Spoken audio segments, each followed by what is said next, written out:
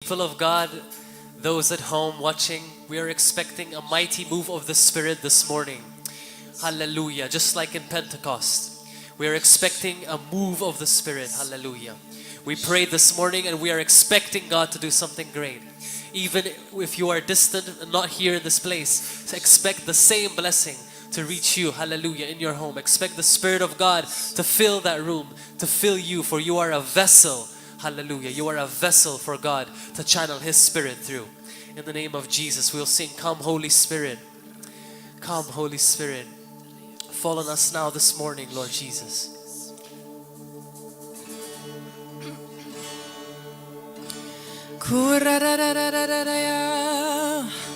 Holy Spirit, we invite you this day. Oh, we thank you that you are in the world. You are with your children. Oh,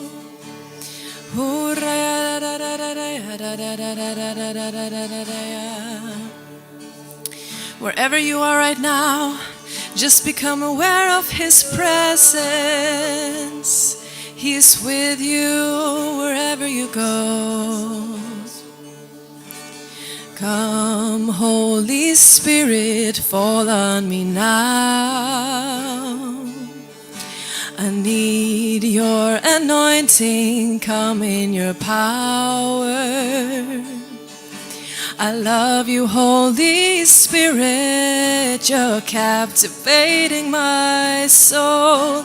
And every day I grow to love you more.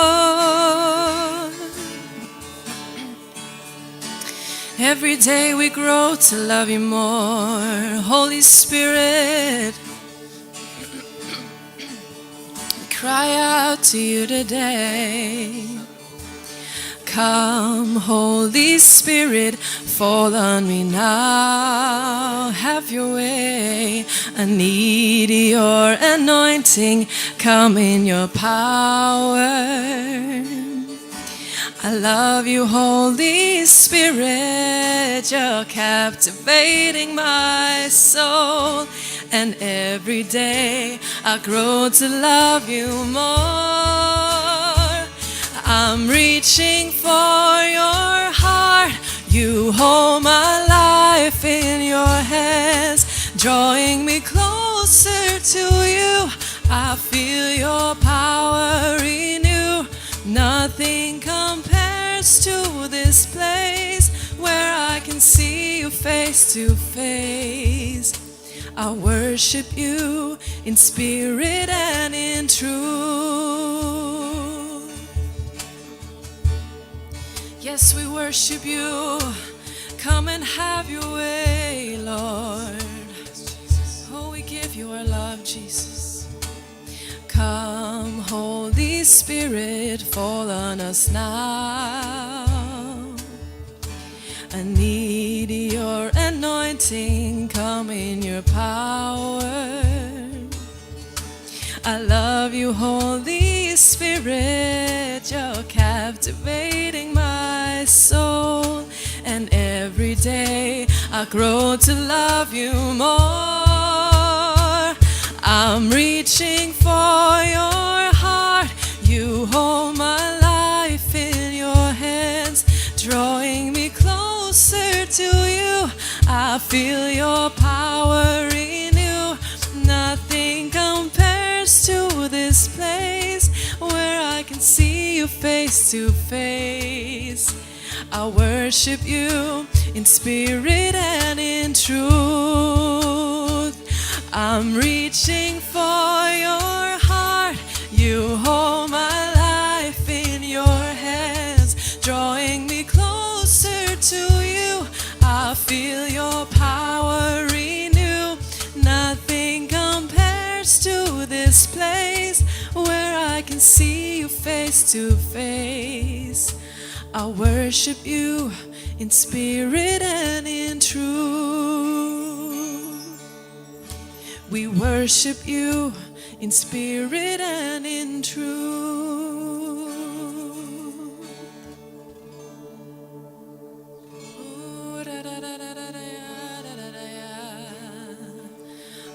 thank you for your presence, Holy Spirit. Thank you, May you Jesus. just take over and have your way today. Oh, Hallelujah. Hallelujah. We thank you, Spirit of God. You could put the volume of it down, Ryan, of the pad, if that's okay. Praise God. We shall not be moved. Hallelujah. For we are rooted and grounded in Christ Jesus our Lord by the Spirit of God.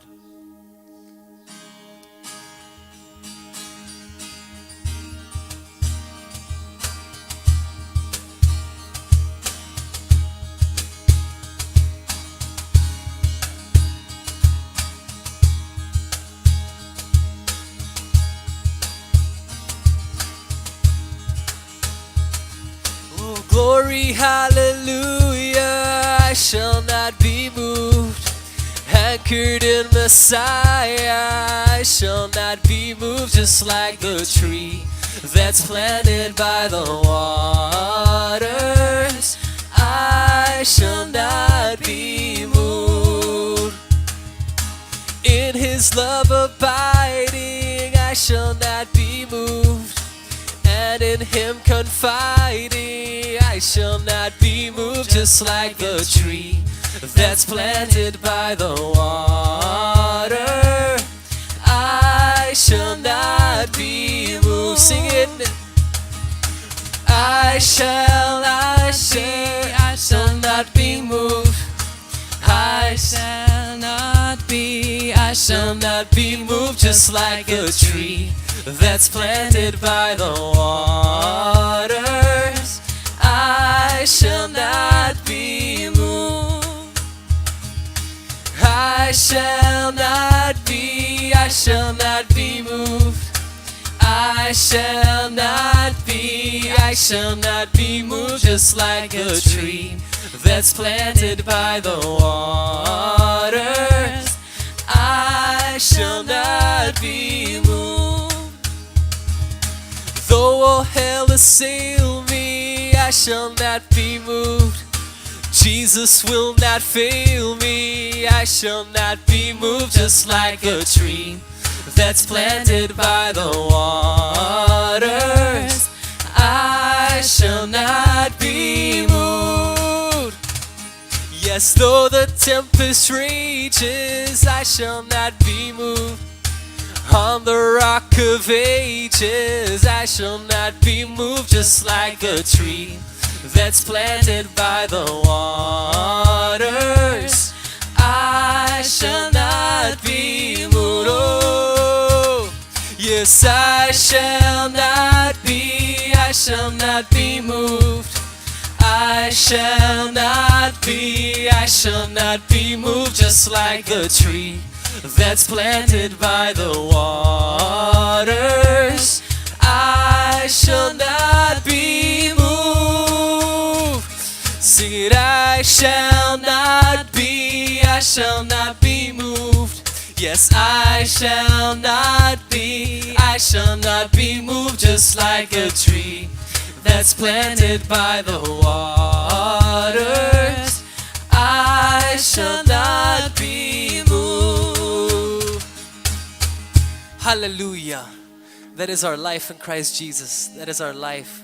We shall not be moved by any virus, by anything that the darkness may bring. It will not move us if we stay abiding in Christ Jesus our Lord. Hallelujah. Thank you, Holy Spirit.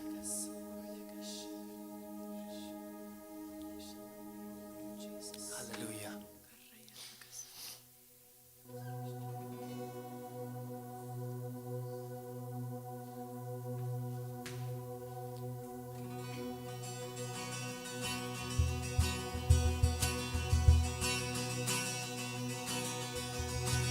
You know, when the Holy Spirit came upon them, it really was their resurrection day. Hallelujah. When the Holy Spirit came upon me, it was my resurrection day. And so we're going to sing this song. Because you're risen, I can rise. Because you're living, I'm alive. Because your cross is powerful. 'cause you rose invincible. I can't get up off the floor. Oh, this is my resurrection day. Nothing's gonna hold me in the grave. This is my resurrection day. Nothing's gonna hold me down. Say goodbye to my yesterdays. Ever since I met you, I am changed. This is my resurrection day. Nothing's gonna hold me down. Whoa, oh, oh, whoa, oh, oh, whoa, oh, whoa, oh. Because you rolled my stone away. Because my death has all been paid. Because you stand in victory. 'Cause you crushed the enemy. I can't get up off the floor. Whoa, this is my resurrection day. Nothing's gonna hold me in the grave. This is my resurrection day. Nothing's gonna hold me down. Say goodbye to my yesterdays. Ever since I met you, I am changed. This is my resurrection day. Nothing's gonna hold me down.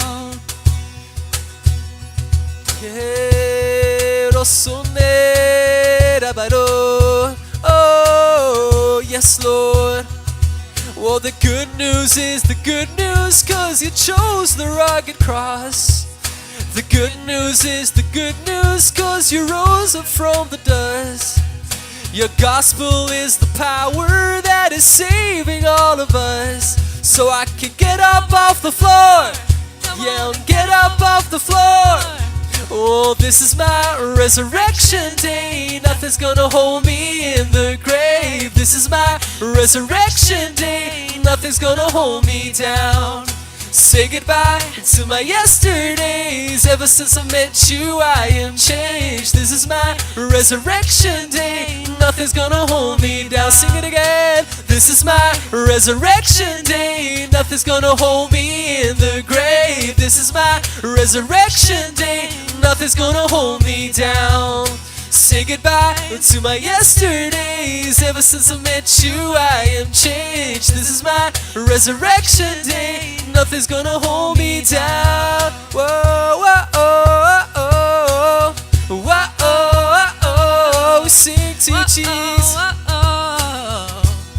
Whoa, whoa, oh, oh, whoa, oh, oh, yeah. Oh, worship Him. Bring out the deep well inside you. Pour it out to Him. Jesus, we minister to you, Lord. Receive this offering. Hallelujah. Hallelujah. Your presence is here. And we thank you. Yes, we thank you. Hallelujah, Jesus. You're so good to us, Lord. You're so good to us, Lord. Blessed be the name of Jesus. Hallelujah. Yes, Lord God, we just thank you that because of you we have hope that cannot be shaken. Because of you we have this joy that cannot be taken away from us. Yes, Lord God, we have the praises on our lips, Lord Jesus, because we know that you are faithful. Even if we're not faithful, you're faithful, Lord God. So the world may burn and crash around us, but we will not be shaken, Lord God, because we will stand upon your word, Lord God. We will stand upon your promises. Hallelujah. We know that they will come to pass. Oh, how wonderful it is to be in Christ Jesus. Every day, this day, hallelujah. And Holy Spirit, we just thank you that this weekend the whole world is turning their attention to you. This weekend the whole church is celebrating you and celebrating your presence, Holy Spirit. So we want to join in. We want to worship you. We want to praise you. We want to thank you for being with us. Hallelujah. Hallelujah. May you have your way in us this day, Lord God. Yay. There's nothing worth more that can never come close. Nothing can compare. You're our living hope. Your presence, Lord, you are the sweetest love. I've tasted and seen of the sweetest of love, when my heart becomes free and my shame is undone. You remove my shame by your presence, Lord. Holy Spirit, you are welcome here. Come flood this place and fill the atmosphere. Your glory, God, is what our hearts long for, to be overcome by your presence, Lord. Oh, we want to live for your glory, Jesus. Be glorified today, Father. Yay. There's nothing worth more that will ever come close. Nothing can compare. You're our living hope. Yes, you are. Your presence, Lord.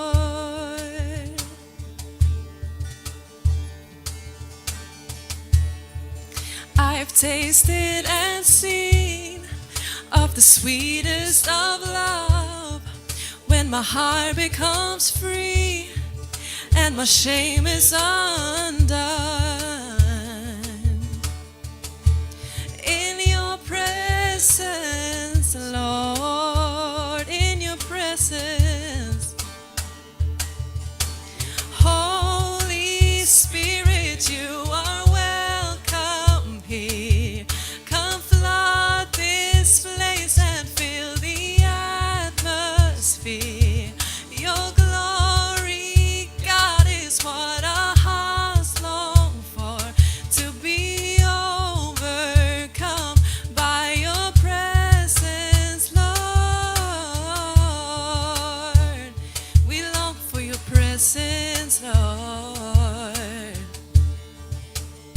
Let us become more aware of you, Jesus. Let us become more aware of your presence. Let us experience the glory of your goodness. Let us become more aware of your presence. Let us experience the glory of your goodness.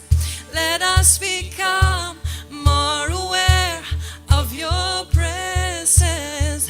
Let us experience the glory of your goodness. Yes, Lord. Let us become more aware of you, Lord. Let's sing it out, Holy Spirit. Holy Spirit, you are welcome here. Come flood this place and fill the atmosphere. Your glory, God, is what our hearts long for, to be overcome by your presence, Lord.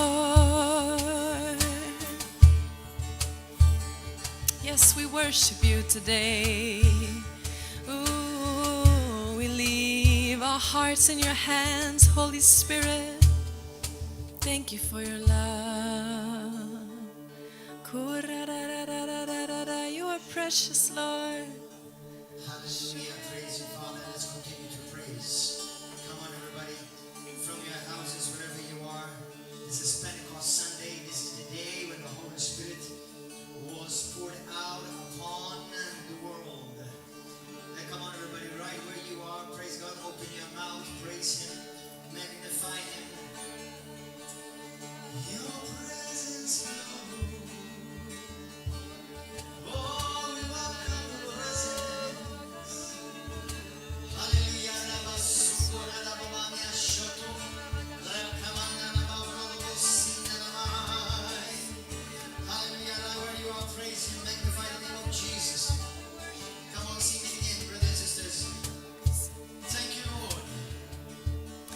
In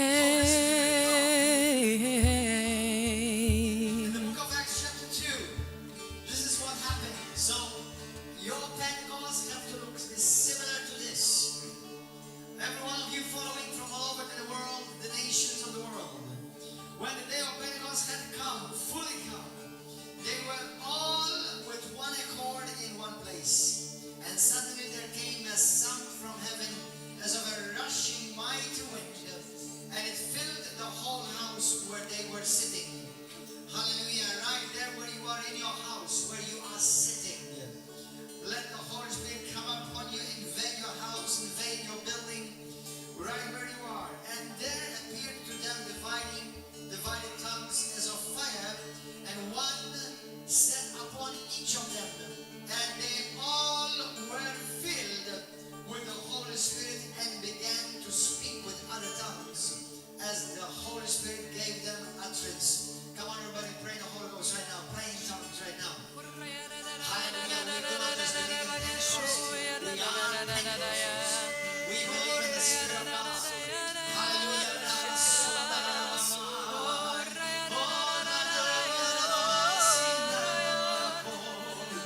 We worship you, Jesus. Let us praise. Let us worship be lifted up to you, O God. All over the world. Everywhere in Malta this morning. Everywhere in China. Everywhere in Pakistan. Everywhere in Uganda. Everywhere in Kenya. Everywhere in Nigeria, South Africa, Ghana. All over the United States of America on this day. As the people of God are gathered. Hallelujah.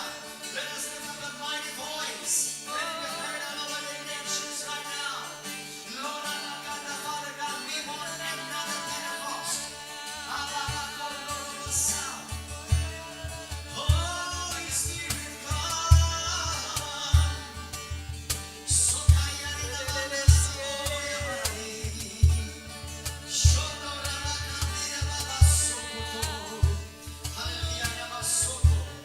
Let the Holy Spirit come upon you right where you are.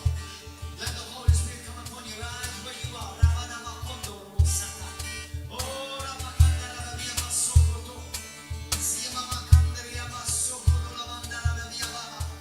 Oh, hallelujah. We worship you, Father. Lord, we declare that this is the day that the Lord has made. We will rejoice and we be glad in it. Shakandriya Masokota, Rakamandi, Idomo Sokota, Rena Makandara Masoko. Hallelujah. Join in the Spirit. Jump in the Spirit, in the river of God. Hallelujah. And worship Him right now where you are. Holy Spirit. Holy Spirit, you are welcome here. Come flood this place and fill the atmosphere. Your glory, God, is what our hearts long for. To be overcome by your presence,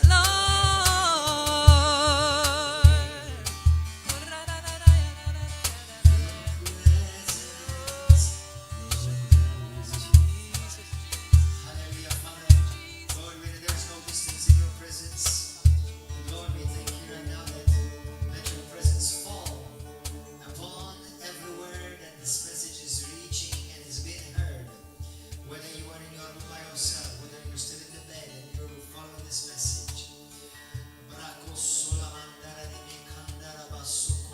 Let the Lord minister to you this morning, bring healing to you physically, emotionally, and mentally. Rokanda babasi kanda rokoda babasika.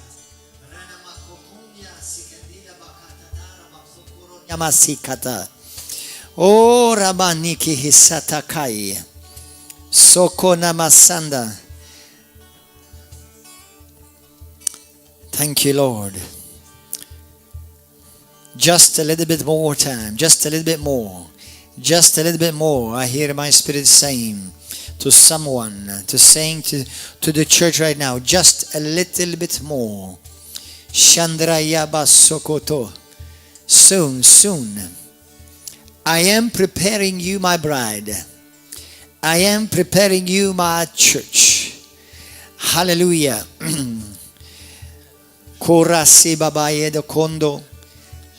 Be filled with my spirit. Be filled with my love. Be filled with faith, expectation. Look upon me. Look upon me, says the Lord God Almighty. Look upon me. Do not look to the left nor to the right, but fix your eyes upon me. For the enemy has sent many, many destructions, and he has taken many of my people captive with the things of the world, with what is happening around the nations.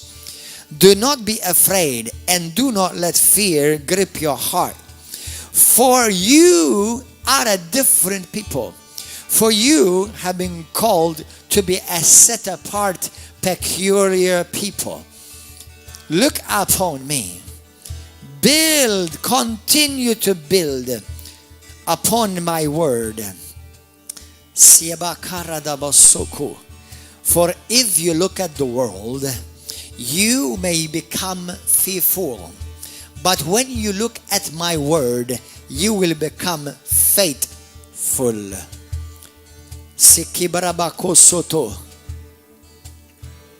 I have spoken through the mouth of my prophet, says the Lord. I have spoken through my word. And I am sounding the alarm to many of my people who have fell into the sleep, the spiritual sleep that leads to death. Therefore, awake, my bride, awake, my church, and listen and incline your ears to my word. Hallelujah. For the world seeks to bring you down. Be careful of the tactics of Satan. Be careful of the maneuvers of the enemy. Be careful not to confuse what sounds well-meaning and what sounds righteous.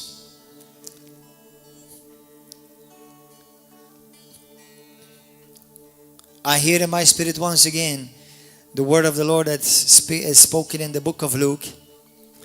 I'm coming soon, and I'm looking for people of faith.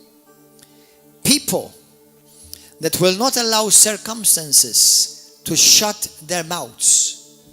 And I hear in my spirit how prophetically the Lord on the day of Pentecost filled every one of those that were in the upper room, filled their mouths with words declaring the wonders of God. And in my spirit I see a picture. I see a picture. And I'm gonna say this because I just felt led to do this. You know, Church of the Living God, everywhere you are, all over the world. Look at this. I wasn't preparing to do this, but I'm just going to show you. You know, Jesus says that in your mouth there's life and there's death.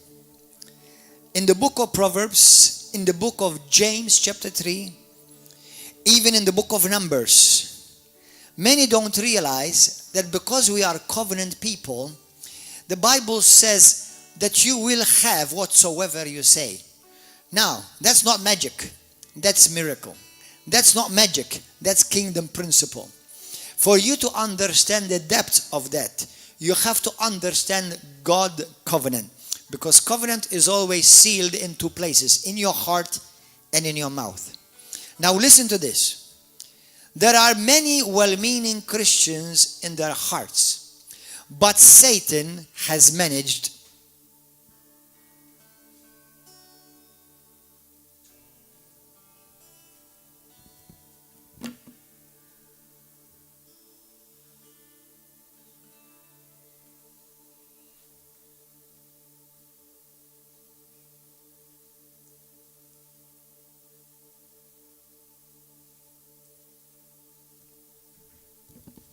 Brothers and sisters,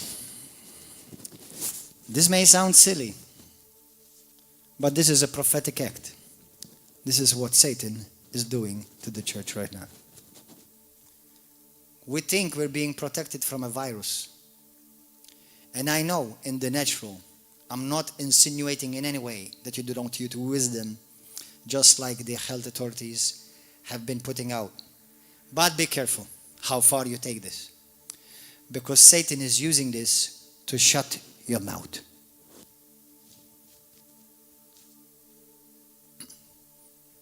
And that's a prophetic word from the Lord right now for the church worldwide.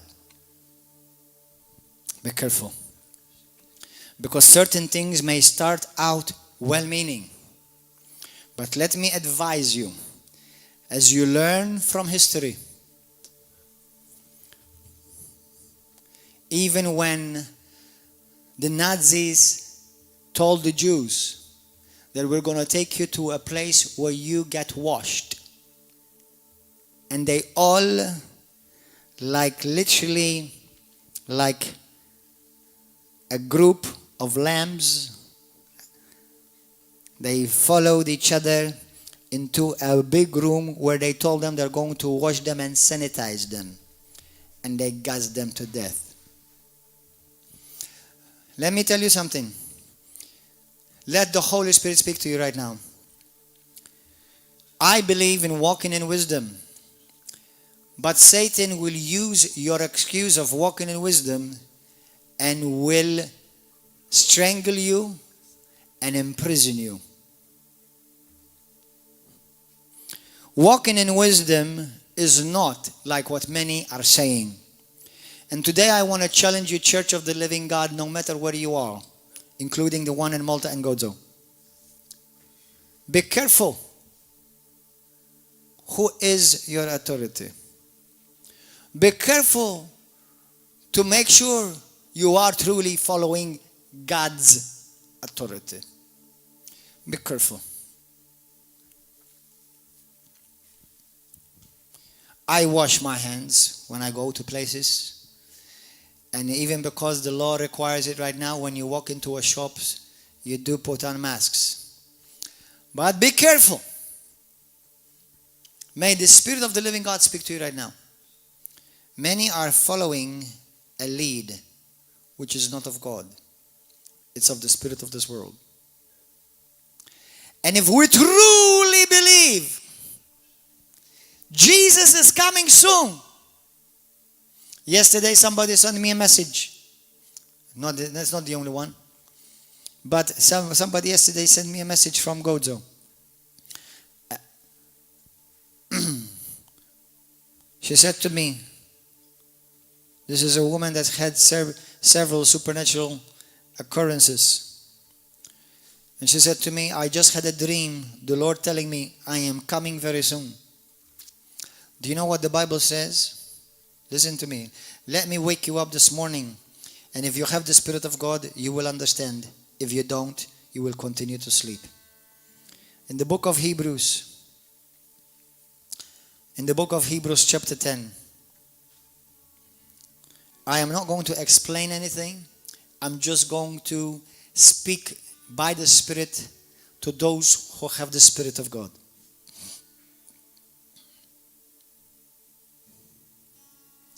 Hebrews 10, look at this. Verse 23, excuse me. Hallelujah.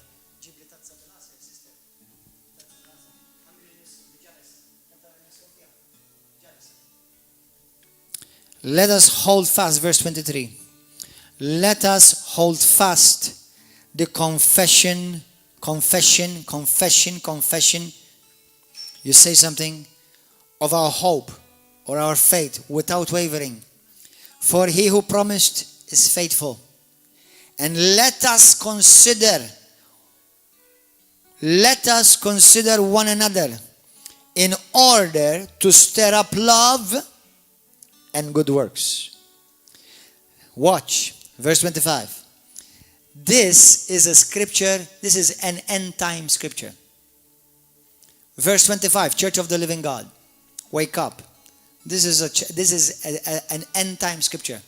Look at this. Not forsaking. Who said this? This is God. God said this. Not forsaking the assembling of ourselves together, as is the manner of some, but exhorting one another, and do this even more as you see the day of the Lord approaching. This is a prophetic word. This is an end time word. This is an end time word.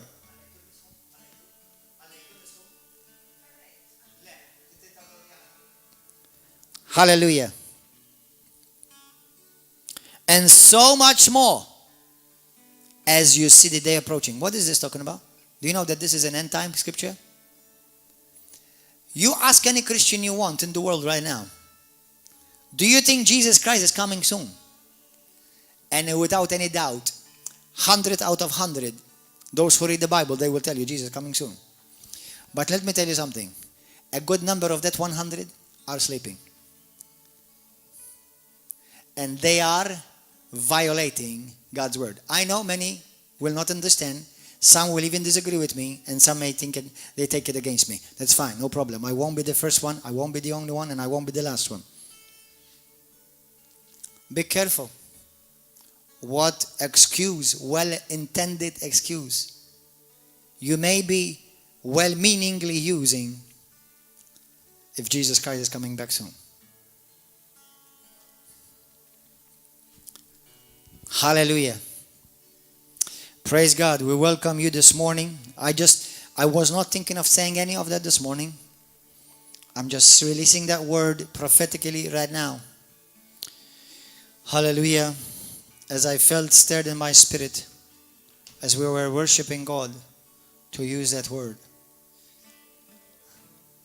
So be careful.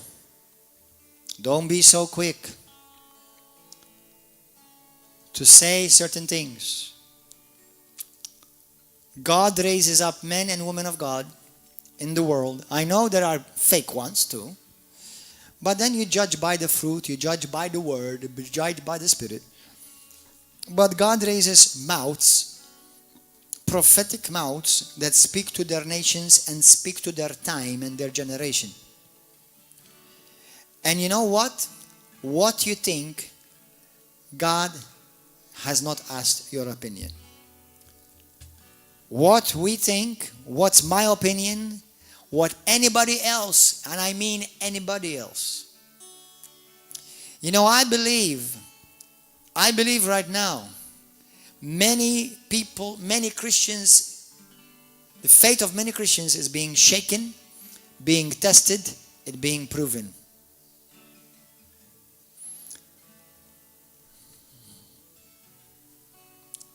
I highly encourage you to be prayerful, be discernful, and watch what the men and the people, the prophets and the apostles of God are speaking in this age.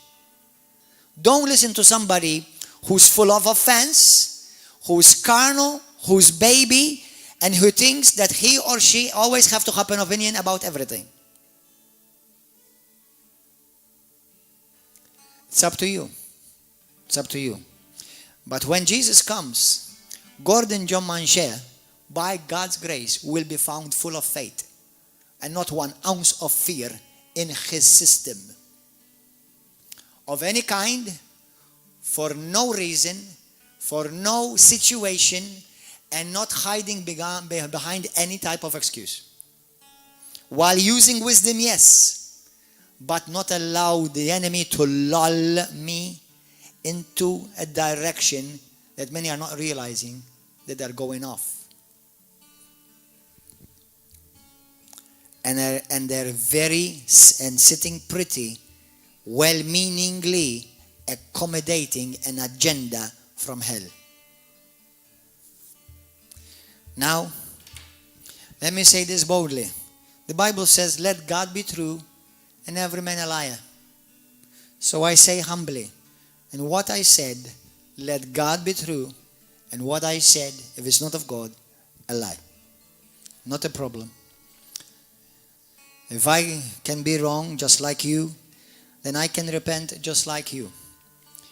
If I'm wrong, then I will come on the same pulpit and I will say, I was wrong, I was off in what I said. But I'm measuring carefully what I'm saying.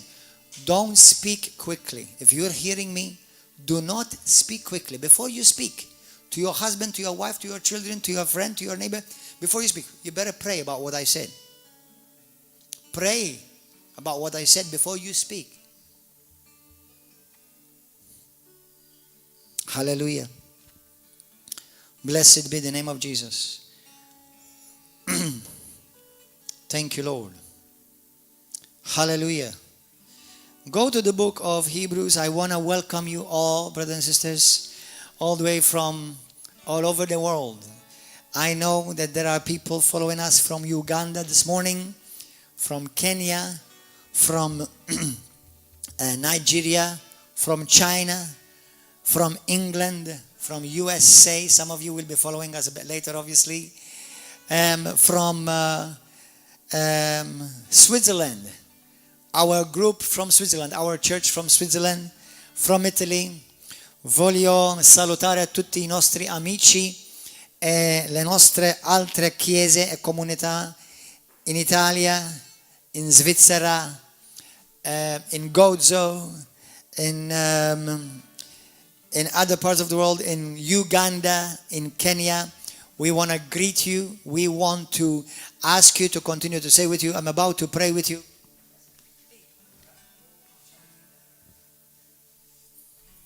Hallelujah. We greet you and we welcome you. We love you. We pray for you regularly.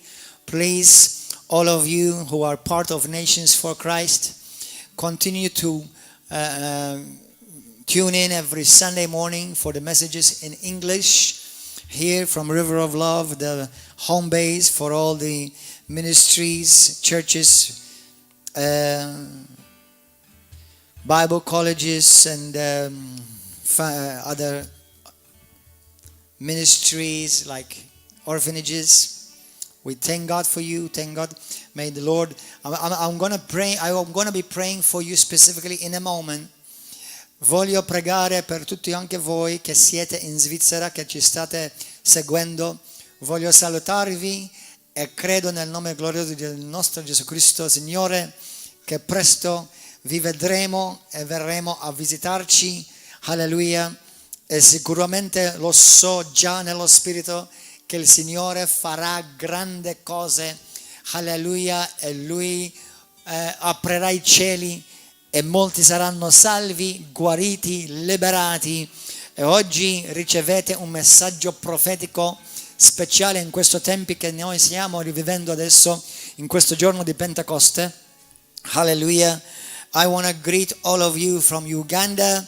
I want to greet our brother from Kenya, brother Frederick and his wife from Kenya, the church in Kenya, our sister Jackie Namuaya, Sylvia Nambozo. I want to greet also our church in Switzerland, our brothers and sisters in Gozo, and all over the world. You guys all over from America. Hallelujah. Let me share this with you. Go to the book of Deuteronomy chapter 16 quickly.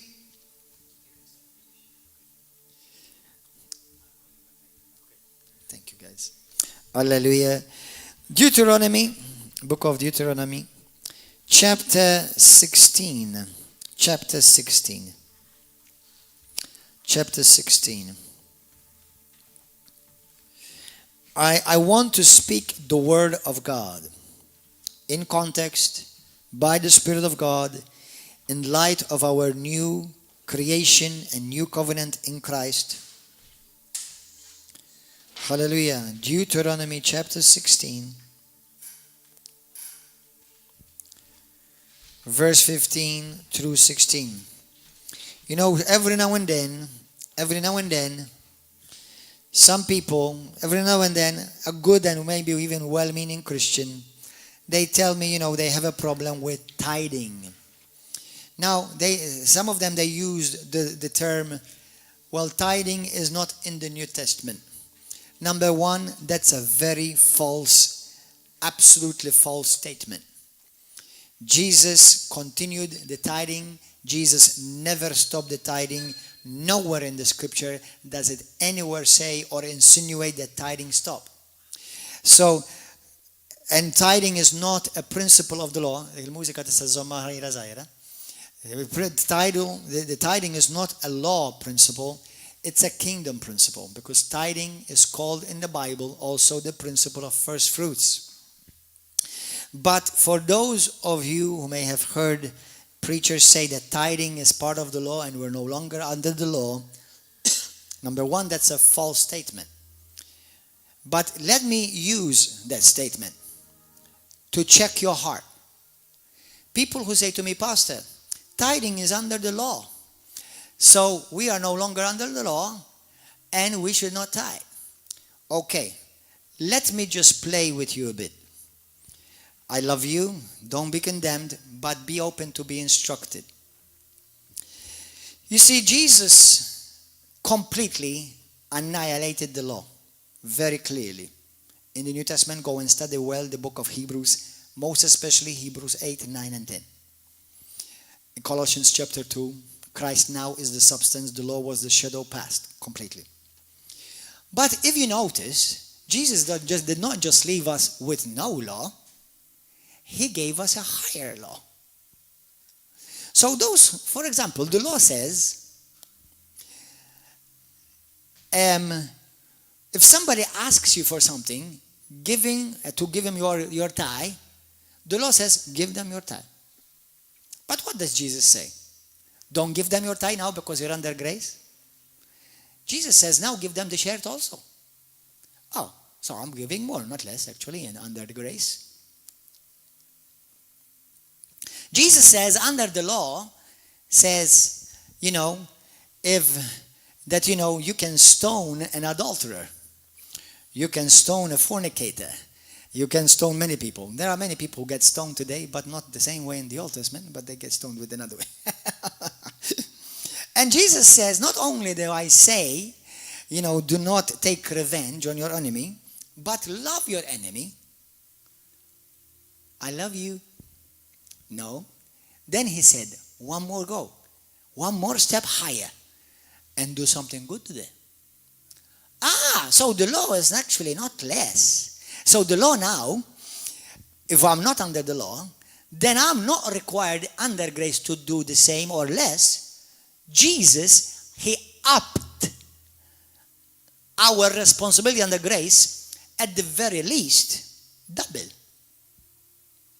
So don't tithe under the law. Tithe under grace, double. Let's not use this excuse. And funny enough, how is it when you speak about or you mention tithing and offering, people are so glad to quote, I'm no longer under the law, but then they know that Jesus Christ said, but I say to you that now under grace you got to do more. Now, in every other area under grace, you do more. Now, when it comes to money, no, we just don't. You know what has just done? The grace of God has just exposed your greedy heart. Because it's always the people who have an issue, not everybody. People who have this issue, it's always a money issue. So, don't give anything. Under grace, don't give nothing. Because you understood nothing, and you have not understood the heart of God. Because if you truly understand grace, you see how grace, Jesus said, under the law, if you commit adultery, that's a sin. Under grace, if you look at a woman and desire her, that's a sin. So has Jesus lowered the standard under grace or upped the standard under grace? Now in all that area, many people agree. When it comes to money, no, he lowered the standard for grace. You see the hypocrisy? So pray about this. Check your heart and be careful that your heart is not exposed under the kingdom principles of God. Because the principle of first fruit, which we're also celebrating today because Pentecost is the first of first fruits, you don't get exposed by the word of God. Hallelujah. So today we're going to take the tithe that belongs to God. But let me read to you this. Let me read this to you. Verse 14. Verse 6, go verse 15. 7 days you shall keep a sacred feast to the Lord your God in the place which the Lord chooses. Because the Lord your God will bless you in all your produce and in all the work of your hands, so that you surely rejoice. 3 times a year all your males shall appear before the Lord your God in the place which he has chosen. At the feast of unleavened bread, that's just we passed Passover. We just passed that 50 days ago. At the feast of weeks, we are now this, the weeks of weeks. Pente, the word pent, like pentagon, 5 or 50. Okay? The feast of Pentecost. By the way, Pentecost has not started in Acts chapter 2. There was always a Pentecost feast, because it was one of the 7 feasts of the Lord. Not the feasts of Israel. They're called the feasts of the Lord. Now I will talk about them a bit as well. And the Feast of Tabernacles. Okay? The Feast of Tabernacles will be fulfilled. Has partly been fulfilled because the Bible says when Jesus came into the flesh, he tabernacled amongst us. And in a sense, prophetically and spiritually, Jesus already is dwelling in this flesh, in a tabernacle. Anyway.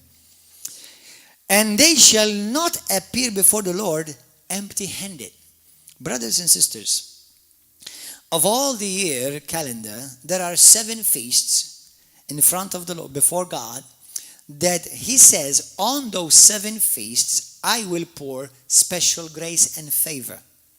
And one of those 7 feasts is Pentecost. Is the feast of first fruits. Okay? Jesus is our first fruits. Bible says, and also the people in Pentecost are the people of first fruits. And we are also the first fruits. Now, in the book of Leviticus and also Exodus, when God called his people to go and bring the sheaves before him, it was like God speaking to the first fruits to bring the first fruits. Me and you as Christians are called the first fruits of God. And we are bringing the first fruits to God. Amen. In every first, there's always a first. Amen. So, on this day, I want to encourage you, every one of you are following. Number 1, make sure that you have a spiritual home that you call home, and covering, and an apostolic covering. I believe in apostolic covering. Especially when I know that around the world there are churches that have started in rebellion and have split other churches by starting another church that's not of God, that will never become of God. But anyway, and make sure that you are honoring God by bringing your tithe and your offering, your first fruit, to the house of God. Okay? And let us honor. And on this day, I'm not going to tell you about the tithe, although I mentioned it. But on this special day, the Bible says you bring a special offering. That means it's above and beyond your regular tithe. And I also am going to bring my special offering, my extra offering.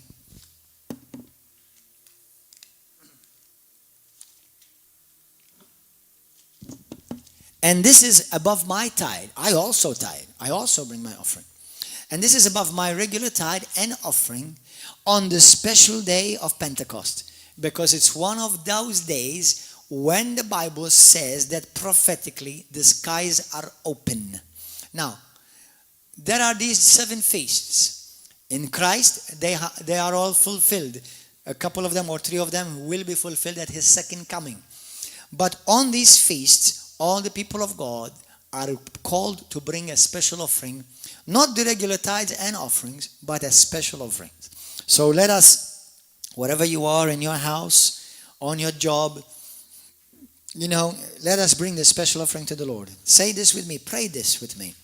And as you bring this, you bring it with love from your heart. I'm about to tell you a phrase that's going to pierce your heart.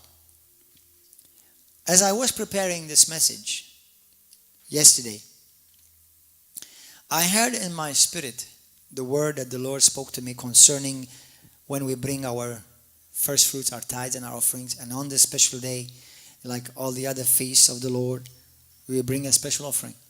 He said to me, the Lord said to me this, whatever you bring to the Lord, if it's not special for you, it will neither be special for God.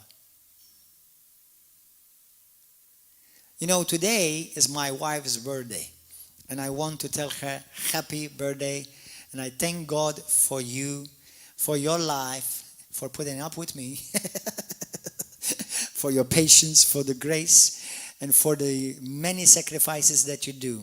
Today is her birthday. You know, imagine I bought my wife now something which it doesn't cost me anything. It's meager. Now, obviously I'm not telling you that you have to buy a car to your wife or a train or a plane or whatever. Now, if you can afford it and if you think she like it, go for it. Okay? I believe the wife that you married, she deserves it. Even the fact that she married you, that already she deserves it. Okay? But apart from everything else, that many wives, as mothers and as husbands, and being the supporter of their husbands, they deserve to be honored. So how can I honor my wife if I don't buy her or give her something that to me will cost something? How do I show her my love and my appreciation? Now, believe me, no matter what you bring to God, you're not going to move God from His throne. But you can touch His heart, because if it is special to you, it will be dear to God. Amen. Hallelujah. So pray with me, everybody. Say, Heavenly Father, I bring this special offering today on this day of Pentecost. Above my regular tithe and offering, Father, I bring this to you. And I ask you, and I claim your word, where you said, Lord God, that those who honor you, you will open the windows of heaven. There you go, on this feast. And you will pour out upon them a special blessing that they will not have enough room to contain it. Father, I pray for our churches, our ministries, Uganda, Kenya, Switzerland, Italy, America, everywhere in the world, those who are connected to this ministry, Nations for Christ. Father God, in Pakistan, in India, in Nigeria. Lord, I pray right now for a mighty visitation of supernatural favor coming to your household. And today, on this very day, we pray that the spirit of lack, poverty, sickness, and disease is broken from your family, is broken from your business, in the mighty name of Jesus. And as you honor the Father with love full of appreciation, may you see and experience in the days to come mighty visitations, supernatural increase, death cancellations, supernatural breakthroughs of healings in your body. Those who have been barren, you will bear fruit and you will have children in the mighty name of Jesus. Those you have been struggling financially, you will have a boost. You will receive a mighty boost of God, so that you will be able to live comfortably and be a blessing to the kingdom of God. May the favor of God and may the windows of heaven open a might over you, and may floods of favor, floods of healing, floods of revelation, and may God raise you up to position you to be a mighty lampstand in this nation, wherever you are in your nation. And we plead the blood of Jesus Christ over you. And we decree and we declare, by the authority of the name of Jesus, no weapon formed against you shall prosper, in Jesus' glorious and mighty name. Amen. Hallelujah. Praise God. Take up the offerings, brothers and sisters. You go ahead. If those of you who wish to give with the bank, those of you who wish to give with Revolut, you can send your love offering, special love offering, donation, tithes to our number +356 99 239 132.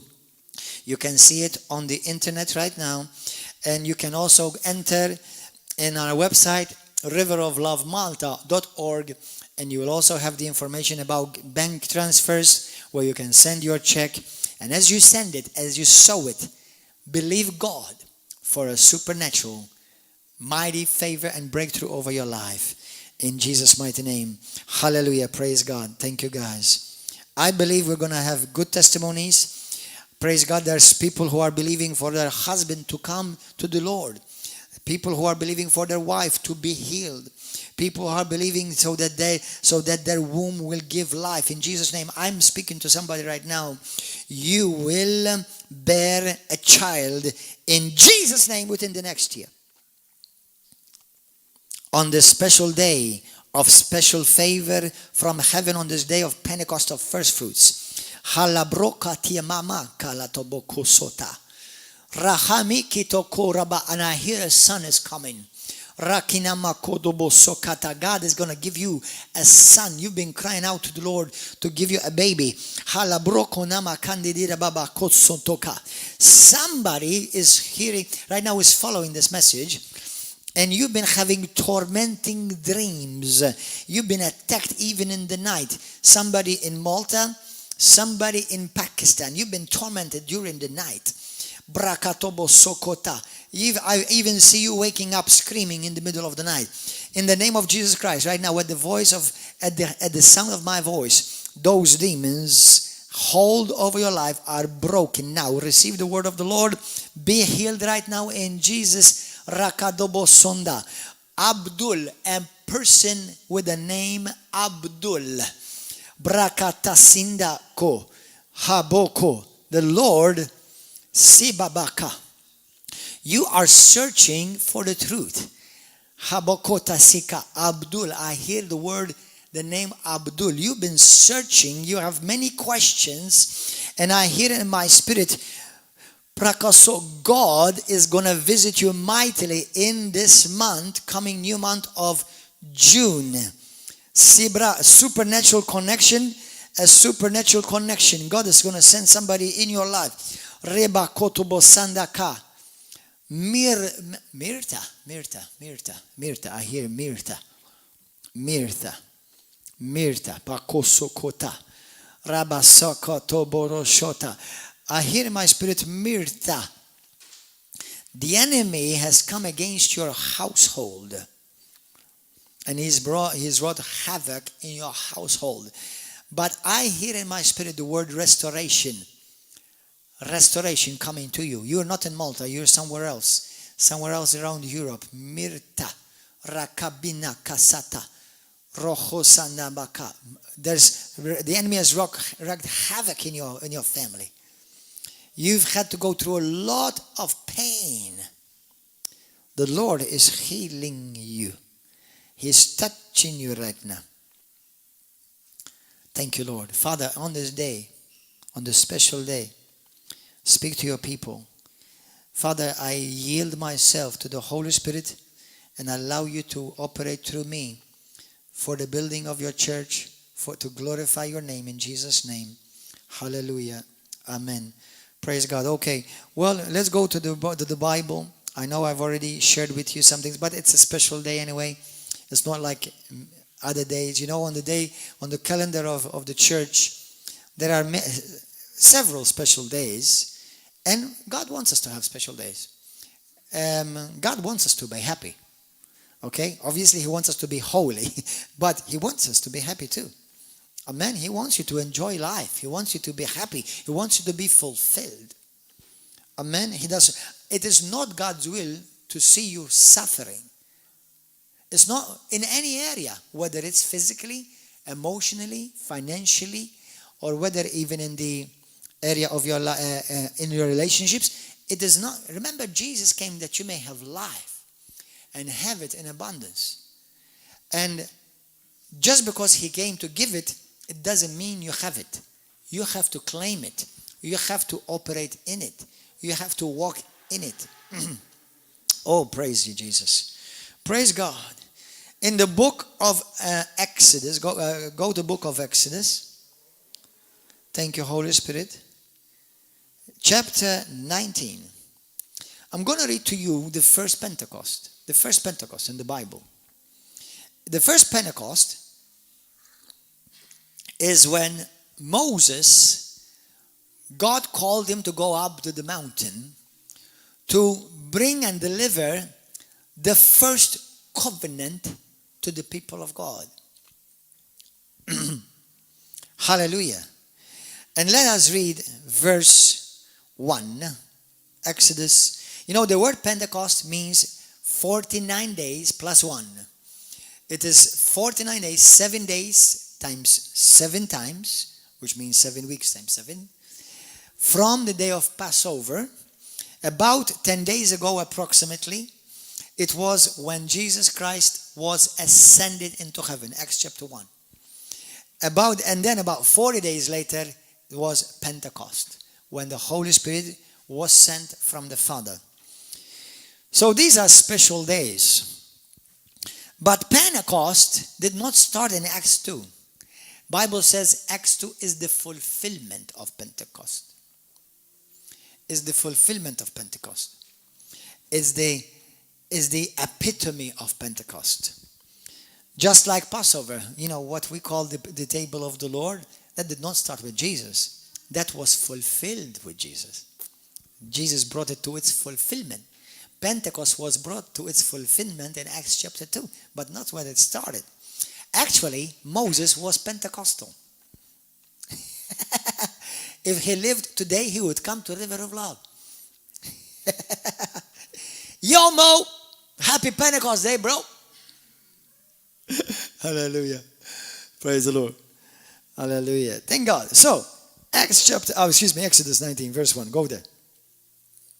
In the 3rd month after the children of Israel had gone out of the land of Egypt, that they had just celebrated Passover, on the same day they came to the wilderness of Sinai, for they had departed from Rephidim, had come to the wilderness of Sinai and camped in the wilderness. So Israel camped there before the mountain.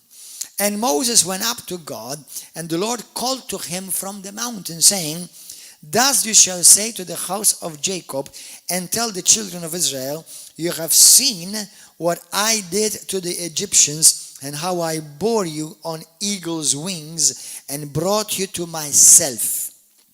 Now therefore, if you will indeed obey my voice, and keep my covenant, then you shall be a special treasure to me above all the people. For all the earth is mine, and you shall be to me a kingdom of priests and a holy nation. These are the words which you shall speak to the children of Israel. Hallelujah. Though that event in Hebrew, in the book of Leviticus and other places, it's called Shavuot, which means Pentecost. It's called the Shavuot, the Feast of Weeks. The Feast of Weeks. And we see, this is interesting, this is a very powerful truth. When Moses went up the mountain, he brought down the first covenant. When Jesus went up to heaven, he sent down the second covenant. Hallelujah. Bible says in John chapter 1, through Moses we received the law, but through Christ we received an abundance of grace. Hallelujah. That doesn't mean that you can do what you want, but that means that God gives you his power to do what he wants. Hallelujah. That's what grace really means. Praise the Lord. So, in the first time of Pentecost, we see how God released on earth his law. And may I specifically say that he released the law for his people of covenant. That were the Jews only. But now the second covenant is different. The second covenant is not only to the Jews, but the second covenant is now to all the nations. Hallelujah. Praise God. The first covenant, he released the law to the human person, to the flesh, because the Bible says in the book of Galatians, it says that the law is to the human being, is to the human person. The Holy Spirit, the supernatural law, he brought by the Spirit, and he gave it to those who are born again from heaven, to the spiritual person. First was the law written on stone. Second is the law written on the heart. Hallelujah. Praise God. Pentecost is when heaven invades earth. That's what Pentecost means. When Moses went up to the mountain to get the first covenant, the Hebrews, in that moment, in that day, they are celebrating Shavuot, Pentecost. They had just celebrated Passover, and in 1 Corinthians chapter 5, verse 7, the Bible says that Jesus Christ is our Passover lamb. And let me share with you, go to the book of John quickly. John chapter 4, a beautiful scripture of how Jesus was looking ahead to this day. You know, Jesus was eager to see Pentecost. Jesus was eager to see Pentecost. Now, I'm about to share something, and I'm going to say it as much in love as possible. And I do mean that. I mean, I'm not just making that up. Listen to me, brothers and sisters, well-meaning brothers and sisters. I would dare say that a good majority of Christians are living far below the Christianity we see in Jesus and we see in the apostles. I want to remind you that we are instructed in the Bible to imitate Jesus. If your church that you make part of or where you attend does not look anything like Jesus, or the book of Acts, where we see the apostles operating in the power of God and the early church, the first church, then you are living below the ideal standard intended by God for the church to live. Be careful. I'm about to say something else, which is coming right now. Get ready. I was talking with somebody yesterday, some brothers and sisters, and even this week it happened that this subject seems like it came up. And I'm gonna give you, as a spiritual father, to the house of River of Love, to my kids, to my sons and daughters. Now, obviously, I'm not going to live with you, so whether you obey this or not, that's completely up to you. But I promise you, you will reap what you sow. Be careful what preachers you listen to. Because when you listen to somebody, you're automatically coming under their covering and under their authority. Now, if a particular preacher may have a good message about one subject, now, I have learned that if certain preachers or teachers deny the power of the Holy Spirit, if they deny the gifts of the Holy Spirit, there are churches, even in Malta, that they tell you that God doesn't heal anymore. That it's not true that there's any more people being filled with the Holy Spirit and speak in tongues. It's not true that we can cast out demons anymore. And and then you hear him talking about a message of love, which may be great, a great message on love. Praise God. Let me tell you something. Listen to messages of love, and there are abundance of them, by people who believe all the counsel of God. And I'll tell you why. Because you will be bringing a spirit into your life that will injure you, and based upon what I believe through experience, it will do you great harm. I'm going to tell you a true story. What has this got to do with Pentecost? Everything. I'll tell you why. Because if you take the Holy Spirit out of Christianity, you only have another man-made dead religion. If you take Pentecost out of Christianity, and I'm not just talking about the feast, because even the Jews celebrate Pentecost today, but has nothing to do with the Pentecost that we're celebrating. Okay? If you take the power of the Holy Spirit out of Christianity, you have another dead religion that does not heal, does not deliver, and that does not save. If religion was the answer, Malta would be heaven on earth. So, I know certain people may not like what I'm about to say right now, but if you are part of a group or a Christian or a so-called church, that you don't see in your church people get healed, people get delivered, people get saved, because that church believes that God heals if He wants. That God delivers if He wants. That means if you have a demon, we have to ask God if God wants to deliver you, because maybe God wants you to have that demon because He wants to teach you a lesson, whatever. There are theories like that out there, and they're called Christians. Be careful that you don't look for preachers to tickle your ears and to feed your sin. Your sin could be greed. Many people who have problems with tithe, it is not a money issue, it's a greed issue. Because then if you don't believe in tithe, just like I said, you have to give more. Give under grace. Okay, it's a greed issue. And then you start seeing everything through that foggy greed. Brothers and sisters, I have a dear friend of mine, and he's a truly man of God, and I love him dearly. And we have a great relationship for many, many years. He lives in a different nation. He doesn't live in Malta. And he ministered. He even used to be an assistant pastor of a Pentecostal church.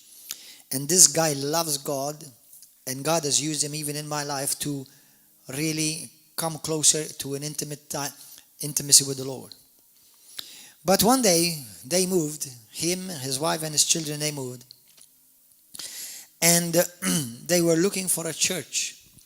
And they found a Christian church, an evangelical church. Even us, we are evangelicals, but we're Pentecostals, we're charismatics, we're apostolic, and we're prophetic.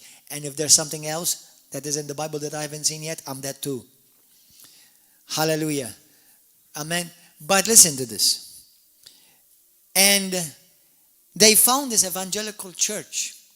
And because they had children, this particular church had a good children's program. But this church did not believe that the gifts of the Holy Spirit are still full today. Did not believe in laying on of hands. Did not believe casting out of demons. But they believed in Jesus. They believed in being born again. And they were sweet. Let me tell you something. I was a prophet in his life. And I wish what I said never came to pass. But 4 years or 5 years later passed. I had already told him, I said, brother, I believe what you're about to do is very dangerous. Because you're going to submit yourself to an illegitimate authority and to a teaching to a spirit that is going to hurt your family. 4 or 5 years later, him and his wife were split, divorced, family broken, and the pastor joining his wife against him. I'm saying this on Pentecost Sunday so all the nations will hear this. If your church does not look like Pentecost, like Acts, your church is dead. And it is your church. It's not God's church.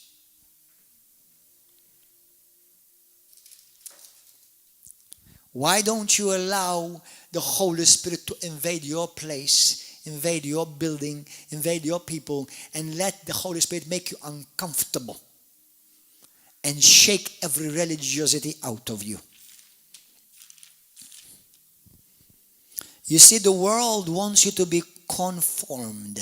The Bible says, do not be conformed to this world, but be transformed by the renewing of your mind. Let me put it in simple English. That means the world wants to give you another form, another image, other than the image that Jesus Christ gave you. The world wants to make you silent, relative to the world, sweet, don't speak in tongues, don't shout hallelujahs, Don't lay hands on people. Don't cast out demons. And don't tell me that miracles are real. Okay? Just tell me, that you're a good person. That's fine. So the world wants to conform you. It means the image of the world wants to put it on you so you no longer look like Jesus, but you look like the world. But the Bible says that you get transformed by renew, making your thinking new. Meaning that you start thinking the way God thinks. Because we are children of God. And you see, my sons think like me. My sons talk like me. One is 8, one is 9. They talk like me. As a matter of fact, I have sons and daughters, even in the spirit, they talk like me. And I get incredibly encouraged when people meet with me on the street and they say to me, Pastor, I met somebody and right away I knew they were part of River of Love because they talk like you. Hallelujah. Tell me more. I enjoy hearing this. Hallelujah. Praise God. That's exactly right. Now, if we are sons of God, we must talk like Him. We must think like Him. We must act like Him. I don't want to act like a Pentecostal because I know some dead Pentecostals. I don't want to act like a Baptist. I don't want to act like a Catholic, Orthodox, or whatever. I want to act like Jesus. And wherever I'm missing it in any area, I am going to continue to strive on for more. Not say, well, I've arrived here, I'm happy here, I'm okay. No, I'm not okay. You see, the type of Christianity that I want to live, which I believe Jesus wants us to live, is where I'm getting uncomfortable constantly, and most likely I'm making a bunch of others around me uncomfortable. And it's a sad when those other somebody are called Christians.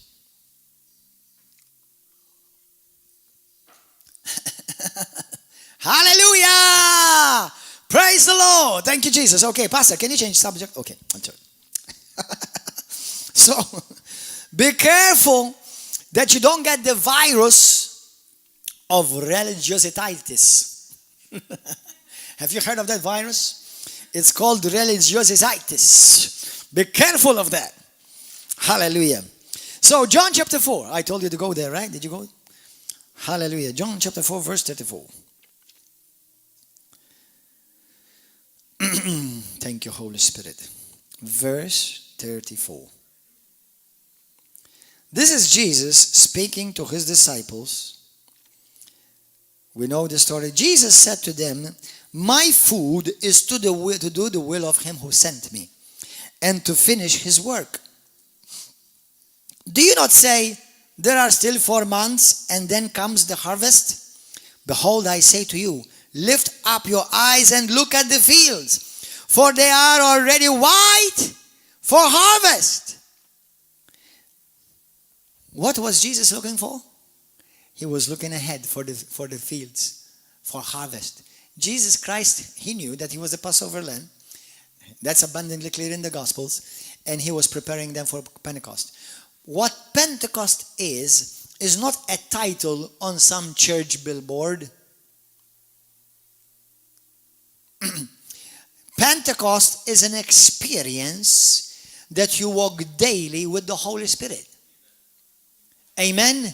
When we say Pentecost, power has to be involved in the concept. You cannot tell me we're Pentecostals and we are dead. We don't have 1 ounce of Pentecostal power in our church. So I know there are Pentecostals in the world that have entered legalism and they call it holiness. They entered religiosity and they call it purity. Be careful. I am for purity. I am for holiness. But be careful that your holiness does not exceed the holiness of Jesus. You know that's an oxymoron, right? That's not a literal statement.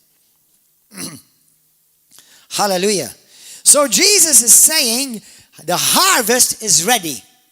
And I have come so that I will bring the harvest to the Father. You see, what did Jesus say? In the book of Exodus, not Jesus, obviously the word of God, but Jesus is God. When the Lord sent Moses to bring the harvest, he sent him so that he will gather the people to God under his tent. Today, Jesus Christ is calling you to experience a true Pentecost because there's a harvest that he wants you to bring to his tent, to his house. And if we believe Jesus Christ is truly, truly, truly coming soon, you are the last generation of harvesters. And only this generation can reach this generation. Jesus is thinking about the harvest.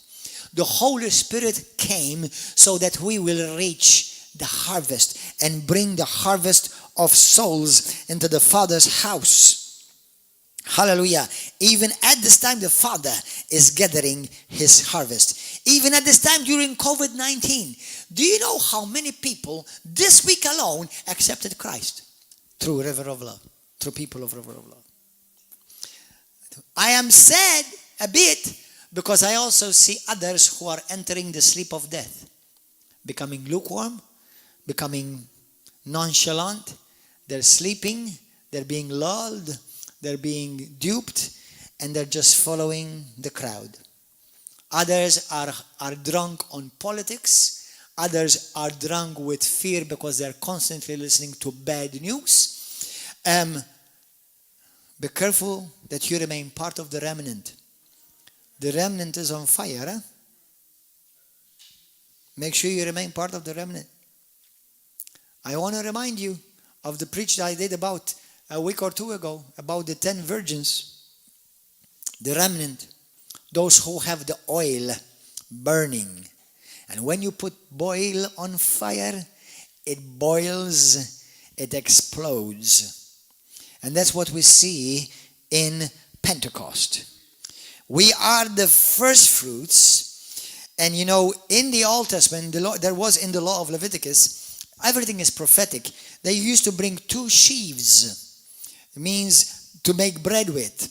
And then God told them to bring 2 loaves of bread in the book of Leviticus that had the leaven in it. How come?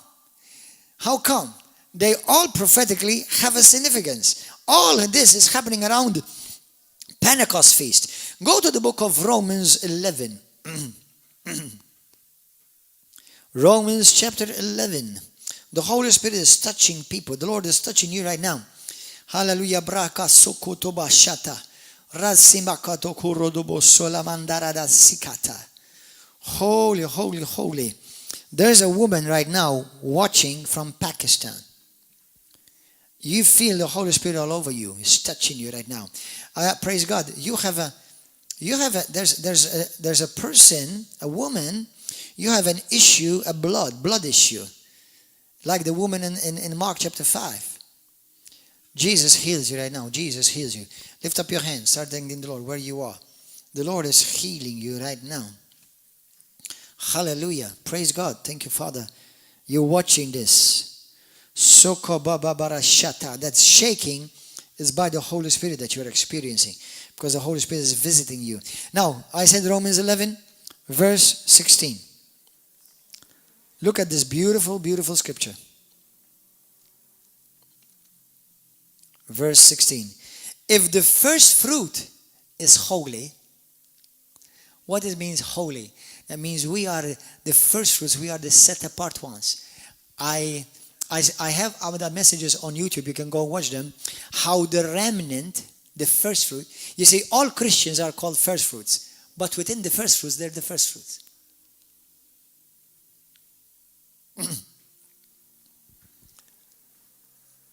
And that's called the remnant. And guess what? I had shared about maybe what? It's been maybe 5 months ago. Where I shared how the remnant, the first fruit of the first fruit, is the one that gives life to the church and to the world. It is the first fruits of the first fruits that keep the church alive. Are you part of that first fruit? Are you the one that you're going to keep the banner burning till the end and you're going to continue to boil with that hot oil? Hallelujah. Amen. Today, if you've never received the baptism of the Holy Spirit, today you get ready to receive in Jesus' name. Thank you, Lord. We are the first. Go to the book of James, chapter 5. Thank you, Lord. If God is touching you, write on YouTube under the comments or the conversation, or if you're watching on Facebook, write us. Let us know how the Lord is touching you right now. Braka soto mana. Thank you, Lord. James chapter 5, verse 7. Thank you, Lord. Therefore, be patient, brethren. Be patient, brethren. Be patient until the coming of the Lord. See how the farmer waits for the precious fruit of the earth. God calls you precious. God calls you brother and sister. He calls you precious. If you are watching this and maybe you're not a Christian yet, you've never been born again, you've never asked Jesus to be your Lord and your Savior, God calls you precious. He's waiting for you. Hallelujah. Waiting patiently for it until it receives the early and the latter rain. Jesus is waiting. Why do you think Jesus Christ has not come yet? The Bible says that in 1 Peter chapter 3. It says because he's not willing that any should perish. He's waiting for more precious fruit to be gathered. He's waiting for more precious fruit to be gathered. That's what Pentecost is for us. Pentecost is not just so that we can speak in tongues. Now you should speak in tongues because the Bible says they all spoke in tongues. All spoke in tongues. But it's not just there. That's only the initial. You should be, if you're a Pentecostal or if you are filled truly with the Spirit of the living God, you should be about the Father's business. You should be eating His food. And that is called gathering the harvest. Hallelujah. Gathering souls into the Father's house. Thank you, Father. What is the meaning of Pentecost? And what is its purpose? The meaning today means, you see, just like in the Old Testament, they used to do the circumcision. They were sealed. Today, you and I, by the Holy Spirit, we are sealed. We are sealed. It's called the sealing of God. God has sealed you for Himself. Hallelujah. By the law of God on the inside of us. You know, the loaves and the sheaves represented the Jews and the Gentiles. The Bible talks about today in the book of Ephesians chapter 2. I love the book of Ephesians chapter 2, where it says that Jesus made, Ephesians chapter 2 verse 14 and 15, out of the two groups, Jews and Gentiles, He made one new man. Brothers and sisters, when the Holy Spirit comes upon you, when the Holy Spirit comes to indwell inside of you, listen to this. He will make you one with Himself and He will make you one with the rest of the body. Now, if you truly have the Holy Spirit, every one of you who is watching me, if you truly have the Holy Spirit, you never work dividing the body of Christ. That's the Antichrist, not the Spirit of Christ. So anyone who truly have the Holy Spirit will know that we are called to bring the church one. Now, I'm not talking, listen, somebody about a week ago, and I want you to see this, go to the book of John, chapter 10. Chapter 10, John, let me see this. You know, about a week ago, I was talking with a dear person. He's very sweet. Chapter 10, sweet because obviously I believe he's also precious to God, but he's Roman Catholic. And he was saying to me that Jesus said, he said, you see here, he said that Jesus said, I have other sheep which are not of this fold, them also I must bring, and they will hear my voice, and there will be one flock and one shepherd. He said to me, you see, all the Christian denominations, even you guys, you have to all come under the Pope. brothers and sisters of every denomination of the world, let me prophesy, never in all of the time, not all the Christians will ever become under the Roman Pope. Number one, as much as I love him and he needs much prayer right now, I don't believe in the office of the Pope. I believe it's a conjuring up invention of Rome. Okay, I do believe in bishops, but not the office of the Pope. Okay, I don't believe in that because it's not scriptural. And it's clearly a tradition that has been made through the years. Go and read your history. Anyway, so but apart from that, I said to him, obvious, brother, you don't have to be a theologian to understand this. A bit of common sense. A bit of common sense. The one shepherd is Jesus Christ. Now imagine if I want to take advantage of the scripture, and maybe a bunch of dummies may believe me, and I will say to you, all of you, Malta and Gozo, okay, I tell you, I am the shepherd that Jesus Christ is talking about, okay, and you have to call all under me. Most of you will run because you read your Bible. Now, I'm not talking about people of love. Yes, I'm their bishop. I'm their pastor. The word bishop and pastor means the same thing. Okay? But for me to be, or anyone to take and assume the position of a pope over, that's an authority that was not given by God. Now, he's given bishops. I believe in bishops. I believe in pastors. And I do believe in pastors and pastors. But this scripture is talking about how Jesus desires that all people, all Christians will be one under him only. And when he speaks about, I have other sheep which are not part of this pen, he's talking about the Gentiles. He's talking about the Gentiles. Brothers and sisters, Jesus Christ first, according to Matthew chapter 10, we know that he first came to the house of Israel. And then he sent, you see, first he came to the people under the law. And then he preached to the nations, but he told them, to all his disciples, now go on to all the nations and preach the good news. Now, you see, the law, the first one was for the Jews only. The second covenant is for all the nations. Hallelujah.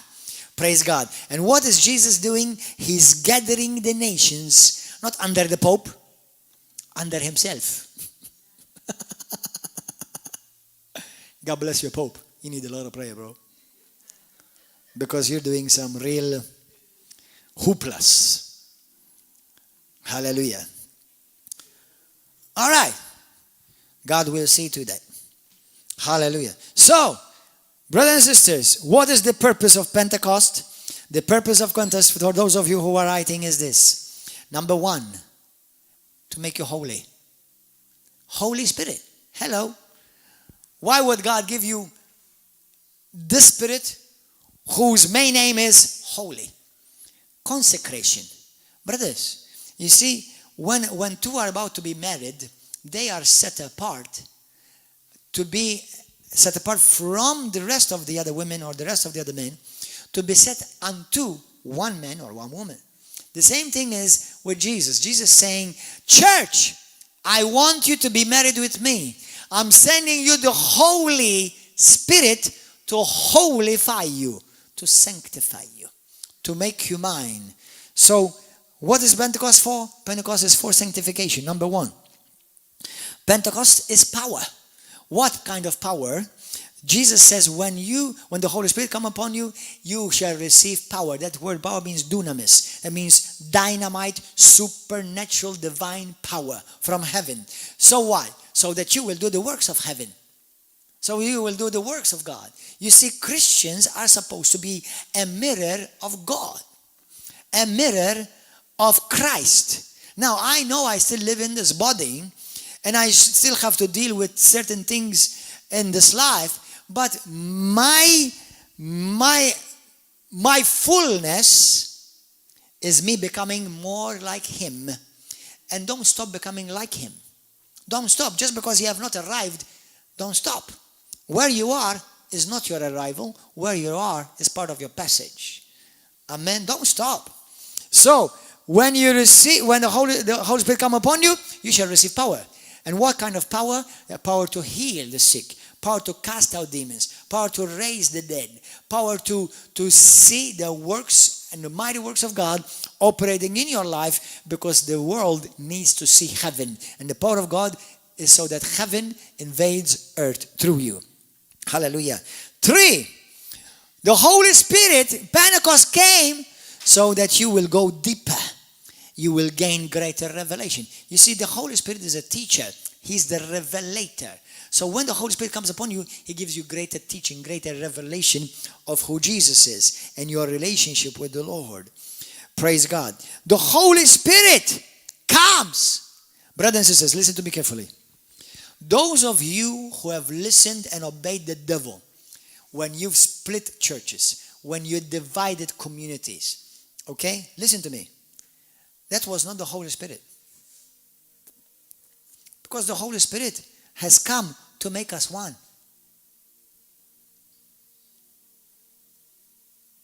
Now, He has come to make the Jew and the Gentile one. We know that in the book of Acts. But He has come so that He will make the church one. Let me announce to you, Roman Catholics, we were never going to be one in Mary. We're never going to be one in Pope. We're never going to be one in the pastor. We're never going to be one in the denomination. But we can be one in Christ. And if you humble yourself and get rid of your religious pride and arrogance, you will be able to see this. Hallelujah. So if you say, I have the Holy Spirit will move you to work with the body of Christ, to be one. You, River of Love, you work to continue to be one. You, Nations for Christ, you continue to work to be one. That's the work of the Holy Spirit. You, wherever you are in your church that God has planted you, you work so that your church remains one. Amen. Hallelujah. Remains together. Praise God. So the Holy Spirit comes upon you. What else? To bring the harvest. Without the Holy Spirit, as I just said, the Christianity is another dead religion.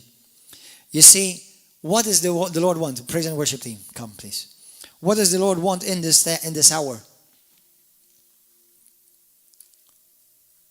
The Holy Spirit wants us, brothers and sisters, Christians everywhere in the world. He wants us to bring the first fruits. What? The first fruit of the nations, the first fruit of your neighborhood, the first fruit of your family. Do you know that I was the first fruit of my family? I'm the first one to be saved, born again, and filled with the Holy Spirit from my whole family. I'm the first fruit. And a good chunk of my family today serve God. They're believers. They're baptized. They're filled with the Holy Spirit. And I'm not finished yet. I'm the first fruit. Some of you may be the first fruit of your family. And the Bible says if the first fruit is holy, then the rest will be holy. Hallelujah! Thank you, Jesus. Hallelujah. You continue to believe God for that. You continue to stand upon the word of God for that. I am the first, maybe, I wasn't the first in Malta to be Christian, no. But I may be first, I don't know, in my generation. I may be the first in my class. You are first somewhere. And wherever you are first, you claim the rest of the people for Jesus. Evangelize them. Tell them about the Lord. Hallelujah. Blessed be the name of Jesus. And finally, I want to share this with you. Go to the book of Hosea. Hosea, chapter 6. This is a beautiful scripture. Very beautiful prophetic scripture. Hosea chapter 6. Sabrokoto shandala babasata. Oh, we worship you, Jesus. We thank you for this day, Lord. Thank you. Father, I'm asking you today. Honor your name. Glorify your name all over the world. All those churches, leaders, brothers and sisters following this message, visit them from heaven, Lord. Hallelujah. Visit them in a mighty way. Sokarata basa. Lord, we pray. Use the Christians everywhere today. In Malta, Gozo, Italy, Switzerland, Pakistan, India, Uganda, Kenya, Nigeria, America, England. Hallelujah. Use the Christians. Use all the ministries of River of Love, ministries of Nations for Christ. Father, hallelujah. so that in this hour we will bring the precious fruit of the earth. You know, even part of River of Love. I have sons and daughters here from Nigeria, from Pakistan, from India. Hallelujah. From Ghana, from other nations. And those are part of the fruits of this ministry. And I'm grateful. I'm grateful. Hosea chapter 6 verse 1. Say this with me. Say, I am a Holy Spirit man. I am a Holy Spirit people. You see, brothers and sisters, actually, to be honest, we are the people of the Holy Spirit. Because that's why the Holy Spirit came upon you, to engulf you, to make you the way. You see, let me tell you something. This is a powerful revelation. You see, Jesus said, when you see me, you see the Father. Now, when the world see you, they should see Jesus, but I can also say, when the world see you, they should see the Holy Spirit, because you are His temple. You are where He lives. Well, nobody ever seen the Holy Spirit. Look at me. Now, don't think I'm blaspheming. I'm not the Holy Spirit. Okay, all I'm saying is that if I truly am filled with Him, I'm saying is that you should be seeing Him in me. Now, there are things that we can teach about. The fruits of the Spirit and the gifts of the Holy Spirit. And I believe in both of them. Because there are certain denominations that they think the gifts left, but the fruit remained. That's why we have a bunch of nuts, flakes, and cookies. Let me read the last scripture and we read and pray. Hosea chapter 6 verse 1. Look at this. This is a prophetic scripture. Come and let us return to the Lord, for He has torn, but He will heal us. He has stricken, but He will bind us up. After 2 days He will revive us. On the third day He will raise us up, that we may live in His sight. Let us pursue the knowledge of the Lord. His going forward is established as the morning. He will come to us like the rain, like the latter and the former rain. Hallelujah. Praise God. What's happening, brothers and sisters? If you calculate more or less, since Jesus was born, about 4 years, 5 years, some people say 6 years BC, and we are in the year of 2000. Some people believe that about 2000 passed since the birth of Jesus, and it's approximately around between 2018 and 2020. We are on the verge of the third day, and He's coming again to raise us up. Hallelujah. And in the book of Galatians chapter 3, the Bible says this, verse 3, verse 5. Therefore He who supplies the Holy Spirit to you and works miracles among you, does He do this by the works of the law? No. Or by the hearing of faith? Yes. So what does that mean? That means we receive the Holy Spirit by faith. You know, Jesus said, do not leave Jerusalem until you are endued with power from on high. For truly I say to you, John baptized you in water, but the Holy Spirit is coming so that I will baptize you with power. Hallelujah. With power. With power.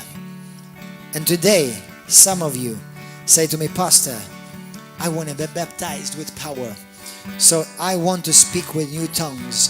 In the book of Acts chapter 2, I will read to you the first few scriptures. Listen to this, Acts 2. Because we haven't read it, let me read it to you. When the day of Pentecost had fully come, they were all in one accord in one place. And suddenly there came a sound from heaven as of a rushing mighty wind. And it filled the whole house where they were sitting. Then there appeared on them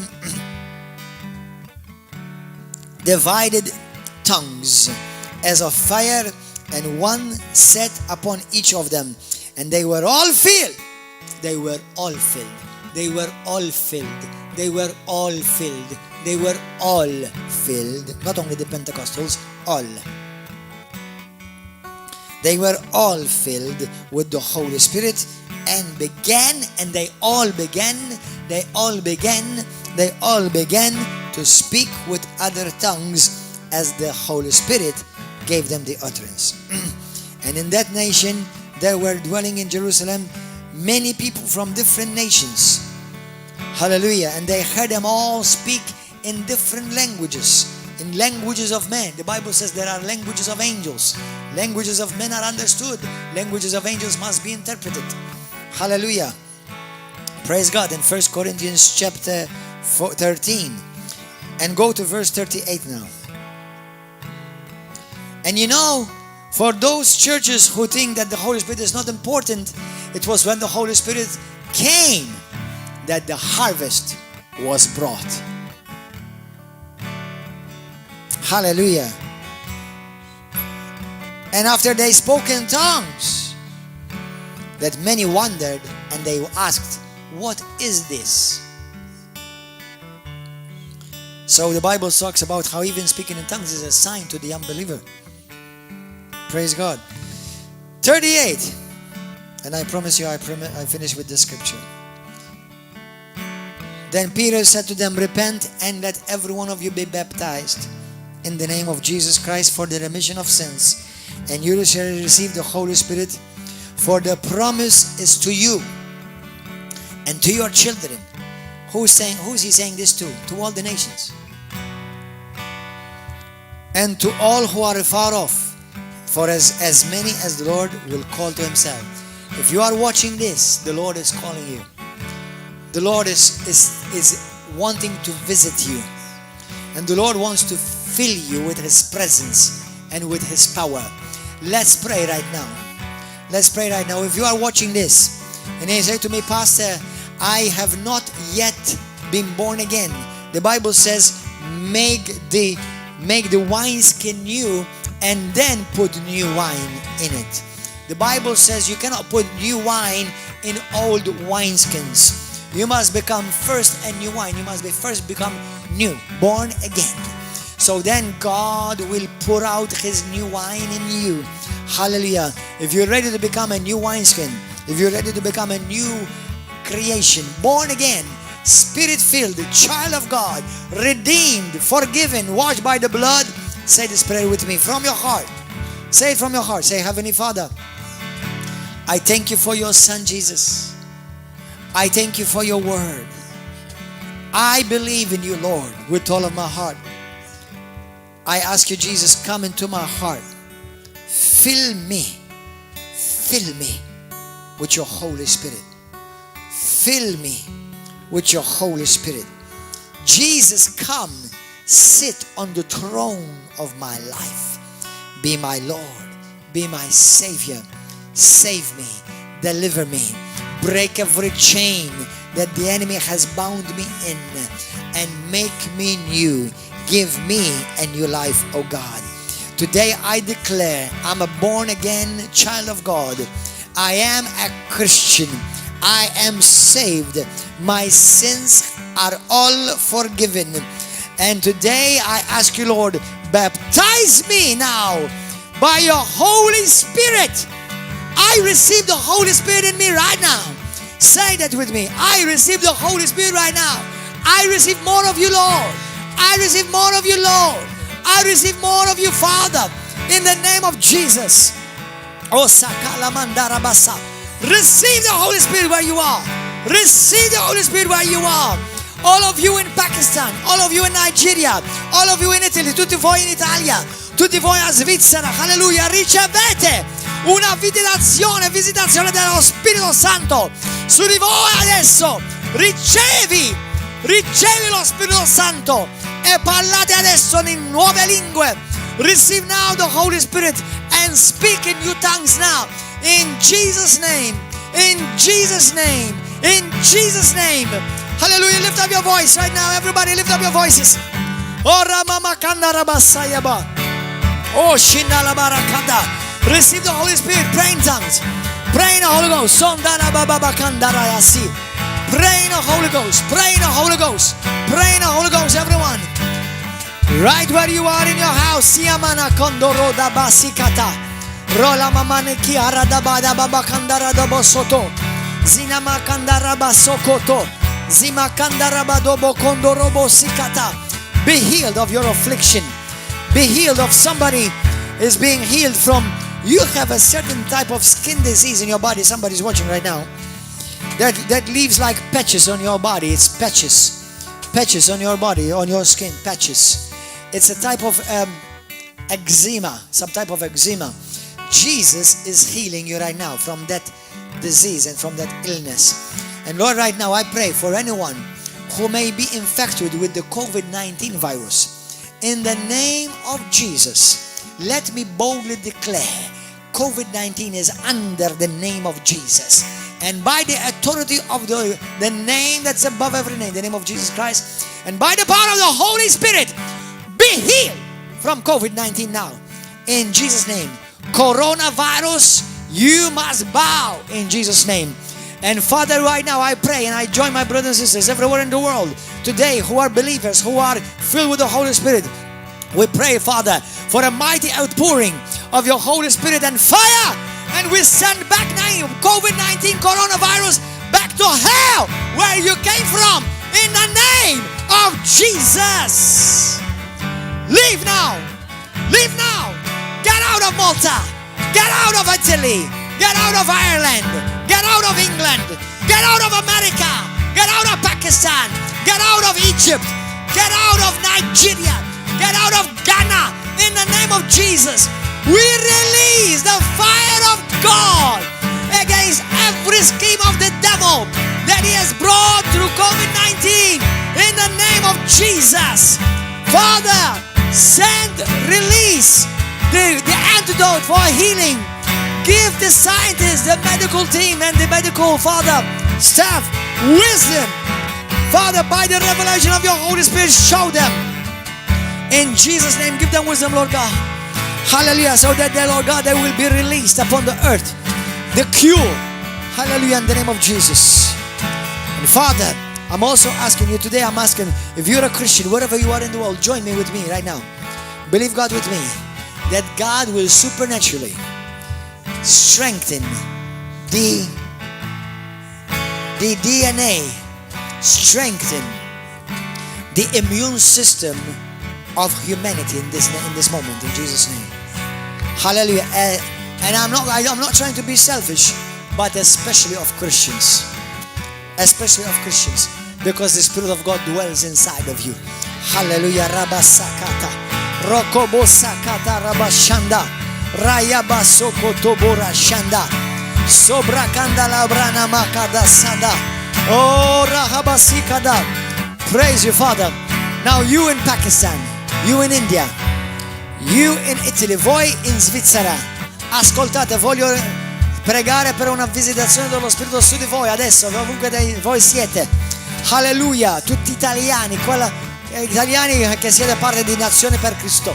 Hallelujah. Father, in the name of Jesus, visit them right now. I see a group of people in a room.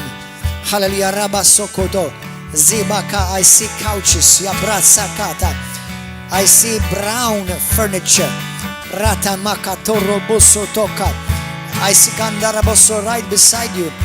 For some reason, I'm also seeing a bed. There are people in a bedroom that are following Rabba Sokoto. The Holy Spirit visit you right now where you are. In Jesus' name. I visit you. May you receive now fire in Jesus' name. Voi in Svizzera ricevete rilascio l'unzione dello Spirito Santo su di voi nel nome glorioso di Gesù. Ricevi l'unzione, ricevi una visitazione dello Spirito Santo su di voi in Jesus' name, nel nome glorioso di Gesù. You in Nigeria, you in Ghana, you in Uganda, children of Uganda, beloved sons and daughters, precious ones, precious fruit. Hallelujah. Lift up your hands, children. Hallelujah. Lift up your hands. Receive the Holy Spirit right now. The Holy Spirit falls upon you right now. Baba sokota. And you start speaking in other tongues in Jesus' name. Receive by faith. Speak in tongues. Speak in tongues. Don't doubt it. Don't try to think it with your mind. Here, receive it with your spirit. Receive. The Bible says we receive by faith. We receive by faith. Speak in new languages in Jesus' name. Languages of heaven. Hallelujah. Brothers and sisters over YouTube and on Facebook, God bless you. God bless you. May God mightily visit you wherever you are. Hallelujah. In Jesus' name, we see you Wednesday, 7 p.m., 7:30 p.m. here. Saturday, 7:30 p.m. on live stream. And Sunday morning. And by the grace of God, we pray, Father, we say, churches, doors of churches open in Jesus' name. Hallelujah. God bless you.